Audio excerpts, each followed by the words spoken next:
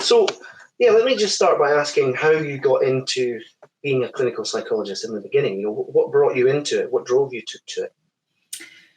So I actually started my psychology role as an educational psychologist and working with the local authority around improving outcomes. And I worked on a specialist team, which is working with particular areas of the community who were really struggling to achieve the outcomes that they wanted.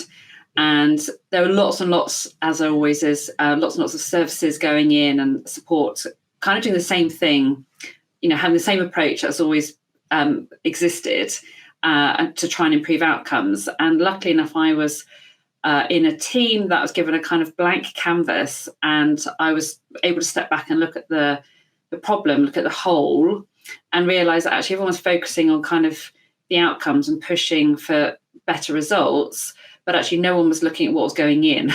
No one was looking at the people within that system and in terms of what they were coping with. And so I focused my work at a very different level, which is about looking after individuals, looking after people, and making sure that they knew how to look after themselves and look after the people around them, and so on. And so when I then started my own company, it made sense for me to carry on that approach, focusing on, partly doing psychotherapy, because I'd already achieved that training and was putting that into practice, but really by looking at society, looking at organisations within our communities to think, how can they be more effective by looking after the people who fundamentally make them up? Yeah, and so was that more to do with the makeup of these organisations and who was working for them, or rather going more granular into, rather than sort of studying an outcome in a community, actually getting involved with individuals within the community and suggesting these are ways in which you can improve this outcome, looking at maybe the development stages of a child and the 1,000 days and things like that. Yeah, am I right in thinking that? Everything. So I was lucky enough to, and that's what I absolutely love about my job, because I still hold this style of practice true to my heart now, where I will go in at any level. So I will work with individuals. If individuals are struggling, I will educate people around what's going on for them. So it might be about what's going on in their brain, or if it's a member of their family, they don't know what's going on for their child, be about that. Mm-hmm. But also I'll be stepping back and looking at actually how are people operating as part of a team, or how's the organisation working, whatever that organisation is, whether that's a company, whether that's a school, whether that's a family centre. It doesn't matter what that organisation is. Do they have a clear sense of purpose? Is everyone on board with what that's about? Does everyone know their part to play? So it's really kind of from within the person to also being the big picture part of that bigger sort of system that they sit within. Mm-hmm. So taking a more holistic approach than some of the impersonal top-down dichotomies that these services offer. Yeah, exactly. Exactly. Right. And I think that's for me is a big shift, because as a psychologist, I got incredibly frustrated with only with the traditional models, only being able to get involved with a problem when everyone else had a go at it, and when it was deemed significant and serious enough that it hadn't really resolved itself through any other means of support, then the psychologist was allowed to get involved. And I was like, that's just ridiculous. It's like we're kind of waiting for stuff to go down the river, and then we're fishing it out, rather than actually going to the top of the river and actually stopping stuff being thrown in the first place. So I wanted to get to the other end, and that's where I position myself now, which I'm really lucky to be able to do. Well, I read a report by the Mental Health Commission a little while ago that was suggesting that this is a problem. This is an endemic problem across, whether it be in your sector or in in psychiatry and things like that, or even the whole MDT sort of structure is geared towards dealing with the crisis, basically, and rather than looking at the social determinants of what's actually going on here. And so my question, I suppose, is: do you feel that there is? I mean, you've named your company. It's time for a change. But do you feel that time is actually coming, or are you having to drag people kicking and screaming into the light? You know what? There's been a real shift, and I think COVID has really accelerated that. So I've, at one point when I was working with my company, and I was determined to kind of convert people to to do what they needed to be doing. I was determined to get my message across that really we should be looking after people, and we get people right, we get business right. And there are some people, quite a few people, who are really resisting that. They were still thinking, well-being is that fluffy stuff that's kind of for the faint-hearted. And there's and then I actually decided to take a different tact and just work with companies who know that they would like to do something different, who know that perhaps they could be doing something better, or actually some companies who know that what they're doing is really, really good. They just want to check that it's kind of top notch for them. Mm-hmm. And there are so many companies in that field who are appreciative of my support, and actually you can then bring them on because they want to do better, they want to engage, they want to change something. And even if you've got one individual within that company, because everyone has an influence, if you've got one individual who's determined that things could be better, that's where I'll start working with them. So, but I think more and more people now, more companies are really waking up to the fact that they have to prioritise people. They have to prioritise their workforce in terms of meeting their needs.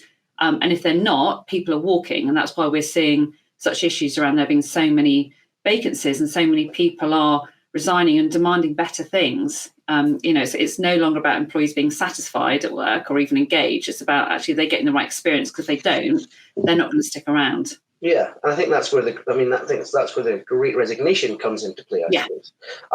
I've resisted the term, but I think it's a measurable phenomenon now. Yes. Have you found that the work that you do can stave off that sort of thing? I imagine you have. Yeah. So companies who are really focusing now on the big picture and have kind of come out of the silo of thinking, well-being is about a minority group, is about something when people are struggling. Those people who are now looking at it more holistically are really realizing the benefits, and I think that's becoming more apparent. So the companies who I work with are the kinds of companies who, for example, were at a conference I recently attended in Reading, lots and lots of amazing businesses there. I was lucky enough to be running some workshops with some people who are just really in this space, who are keen to learn, who are keen to do better for their people. And the keynote speech was given by someone who has a very significant role in this business community. And he was talking entirely about the Great Resignation and how we need to be doing things differently in order to keep the workforce happy and to keep them well, and for our companies to have a great reputation. And I think the tide's definitely turned in terms of people really now understanding that when we prioritise this, it makes a real difference on outcomes. So it's no longer kind of a bolt-on, it's a nice to have. It's fundamental. If we look after people and we understand what people need, what helps them thrive, what gets in the way of them being able to do their job, then it's the real basic stuff. It's not rocket science, but if we get it right, it makes all the difference to people being able to get the performance and the outcomes they want. What do you think is going to be your biggest challenge over the next, say, year? Thinking about trying to move your agenda forward. That's a good question. I think there's only one of, for me personally, on my business, there's one of me. Mm-hmm. So my personal challenge at the moment is about keeping on top of the work that needs to be done, because there's a lot of stuff in this area now, and I deliberately I'm not developing a team around me. I collaborate with lots of really amazing people, but I don't want to start employing my own people, because what I do isn't off the shelf. It's not kind of, I can't go and teach someone to go and do the stuff I do, because it's part of who I am. That's my personal challenge. In terms of in this space right now, I think it's about helping companies pull together all the stuff they're doing into a strategy. So lots of companies have been kind of waking up to the fact that they need to be doing more around employee wellbeing, employee experience. There's lots of stuff around resilience and so on, which is a whole different subject about how people approach that. But it's all quite disjointed. And for me, it's about helping companies pull all that together. So joining the dots up under a strategy for the workforce. And my worry is that lots of companies now realize they need to do something, but they are reaching for the bolt-ons, and they're not really making this whole agenda integral to who they are as an organization, as part of their identity. Mm-hmm. And that needs to happen as part of a bigger strategy. So I think that's going to be the next challenge. People are going to start waking up to this and thinking, we need to do more, but aren't necessarily going to pull it all together so that you've got a coordinated approach involving everybody across the organisation. Mm-hmm. I think on that point, it's interesting because there will probably be a number of companies that reach for the bolt-ons and are satisfied with it. Yes. But I suppose the aggravating thing for someone in your position would be they've done half the work. They've done half the work and they've actually done some good work. Yeah. But if it was just lip service, fair enough, you can't engage with companies like that too much. But if it is a case of they've got 3 or 4 bolt-ons, that if they were to join them up and exactly they benefit from it. I think also it's about checking that companies understand what some of these terms mean. And again, there's no one set definition. So for each company, how that's interpreted will look different. Or what it looks like in practice will be different. And I think, going back to resilience, when, lots of companies will say, well, we tick the resilience box. We provide training, we provide workshops on how to make you more resilient. So I really don't like that approach because it kind of shirks the responsibility of the employer. It's like, well, actually, if we make our employees more resilient, we can throw more at them and it's going to stick. They can cope with more. And I would step back and say, I really don't like that. It's enabling employees to be resilient. So understanding for them what gets in the way of them feeling good and being able to do something about it. But actually, as an employer, as an organisation, you have responsibility for creating a culture where your people can thrive. And it's about nurturing them. Resilience comes from the system that you're in, the organisation that you're in. And it reflects very much what you're experiencing day to day. So actually, you can't pass on that responsibility to individuals. You've got to hold some of that, and you've got to look at how you're enabling people to be resilient. So it's really having those conversations, and people have that, I hadn't really thought about it like that moment. And then that's a really key turning point. Yeah, I think to add to it as well, I think maybe you'll find this a challenge, maybe you won't, but there will probably be a number of companies that don't even have their mission statement or their values clear. Yeah. So rather than before they even address you, they've got to actually sit and think about how it is they're going to, write a mission statement, hold themselves to their own values and to their own strategy. And that needs to be completely succinct before they can even engage with an individual like you. And I wonder how many companies think that they can engage with you now, but then actually they've got 3-4 weeks of quite strenuous work to come to an agreement at the top level as to what they want and how they want to be perceived. And then it starts to, they'll face downward, and then they would engage with you. And has that happened? Oh, yeah. So that's happened quite a lot recently. So what typically happens is a company will contact me and they have an understanding what they think they need to do, what their problem is. And then we start talking, and then it becomes apparent that actually they don't really have a very clear vision statement. They aren't really clear what their values are. Maybe they don't know what they are, or maybe they're just so outdated, particularly with how things have changed so rapidly over the last number of years. So actually we've ended up parking what the company thought they might be wanting me to do and gone right back to basics. And I've helped them work together in terms of becoming more unified as a leadership team. So as a leadership team, what is it that you think your company's about? As a leadership team, what's your purpose of being here? What's your vision? What are your values? And we've done work around them identifying that, and then having working groups and going out across the company to make sure that we're getting the views of all the employees, because it's no good having something that just the leadership team aspires to and no one else. And then, once you become clear on what that is, what are the behaviours that are going to be demonstrating those values? So what is it we're looking for? What is it we're looking to recognise and to reward in our company? So are we recognising or rewarding the outcomes in terms of money, or are we rewarding and recognising the behaviours that are demonstrating the values that we think are really important. Because if you change, again, it's about changing the focus to what's going on day to day, what's going in. Because if we can get the behaviours right and they're truly modelling the values that we think are important to achieve our vision, then the outcomes are going to happen anyway. Yeah, I couldn't agree more. Yeah, I think, if you do your job very, very well, no matter which way you look at it, the revenue will come. I think. Exactly. But then that's maybe the kind of thing that an employee would say, I think. I think what's interesting about that is that there are obviously a number of companies out there that think they have an idea of what their values are. But then when you unpick them, that they're not so sure. It is interesting because I think that conversation was happening at its height maybe 5 or 7 years ago.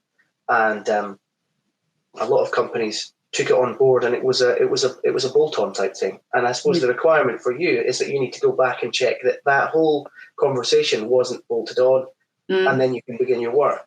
And that's where it's about digging beneath the surface, and that's what I like doing. I always, I liken a lot of stuff to an iceberg. Whether it's about mental health and wellbeing, what we see in each other is just the tip of the iceberg. We don't know what's going on underneath, and I think that's the same in an organisation. And you might see something and think, oh, that's fine, they've got a vision statement, or they appear to have their values clear. But when you look beneath the waterline, really what's going on? Do people know what they are? Do they agree with them? Do they know what they look like? Are they recognised?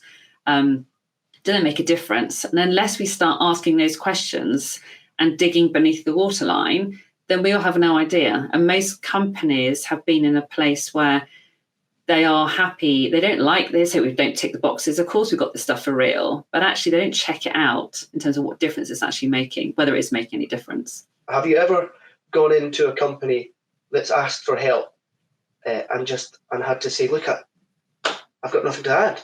You guys are doing fantastically well. Obviously, there's some work to be done here, and here. Yeah. But I actually don't think you guys need me. I wish you the best of luck. Does that happen, or is that unicorn territory?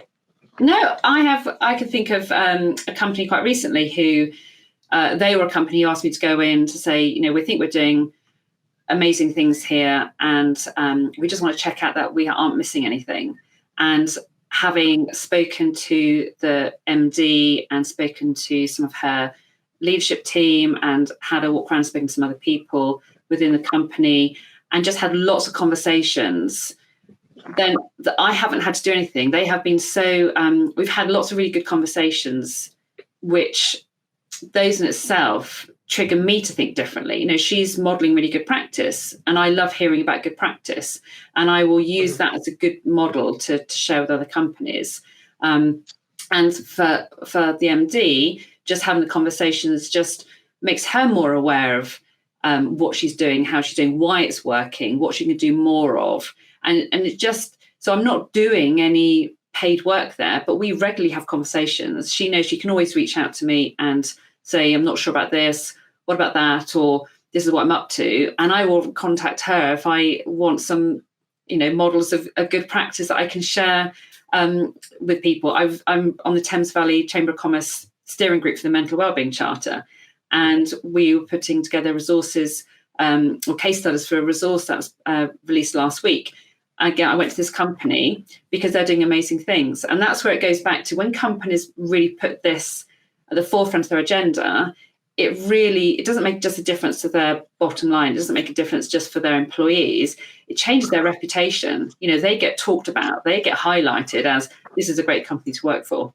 Mm-hmm. So my final question, I think, is have you got any tips for employees that are currently in an organization that feel like this whole conversation is either a non-starter or is an uphill battle? What tips have you got for them? There are lots of people in that situation at the moment, and people tend to think in their companies in quite traditional ways. So actually, I need to go and speak, obviously, to my manager if I've got a problem. And if your manager isn't the person who's going to be very sympathetic, then they think their doors are closed. Whereas actually, there are often people who are open to having those conversations, who are open to thinking about it a little bit more. It's about finding those people. And so if you're trying to voice something to your manager, for example, and they aren't really listening very with any empathy, then go and try it out with someone else, and don't give up. Just go and have conversations, because at some point is likely you'll find someone who that conversation, it just resonates. And it could be someone in HR, it could be someone in any aspect of that company. But having someone else on board gives you the confidence that actually, it would be good to do something. And if you've got a number of people who are thinking, we're really not happy about this particular aspect, we'd really like something to change, then as a collective, think, how can we put our kind of, what people tend to do is to moan a lot about it, is to rather than moan about stuff and think, I really don't like this, and leave, what can we try and do to raise awareness of what's getting in the way for us? Because the issue a lot of people have in companies is they don't understand, they don't really know what the issues are. They think everything's fine, and they don't realise that lots of people are struggling with X, Y, or Z. So unless they're made aware of that, but it's about making people aware in the right way. So rather than criticism, it's about saying, you know what, I could do my job a lot better if. And as soon as you start to use that language, it's like, well, you know, that's obvious that we need to start looking at what those barriers are. So it's looking at how to have those kind of conversations and trying to put it in a positive way, that actually this is the thing that's stopping me from feeling great at work or being able to do my best work. And actually, I really appreciate some help to be able to move some of those barriers. And often managers are not the right people. People found recently that managers consider themselves accidental. That means they haven't had the investment in terms of developing them in that role. So to have the knowledge, the confidence, the skills to be able to deal with people issues. It's a very big ask of managers then to know how to handle all the demands on them at the moment. So your manager might not be the right person. It's going to find someone else to have that initial conversation with. Mm-hmm. Good. Well, I'm very, very glad to hear that there are people like you out there, I must say. Thank you. I think that Menlo Park are a little bit different in that we do get looked after, I think. You know, I really do feel it. There are conversations about engagement. There are surveys that go out relatively often about how engaged we are with our work and if there's anything they can do to improve it. And it's not just about a free coffee once a week, which incidentally we do have and thoroughly enjoy. But it's a case of, I think the conversations are being had, and shout out to my director Andrew if he watches the video for taking these things seriously and encouraging conversations like this. Brilliant. So I'll end the recording, I think, for the moment, and then we can have a quick chat. Yeah, brilliant. But, thanks very much. Thank you.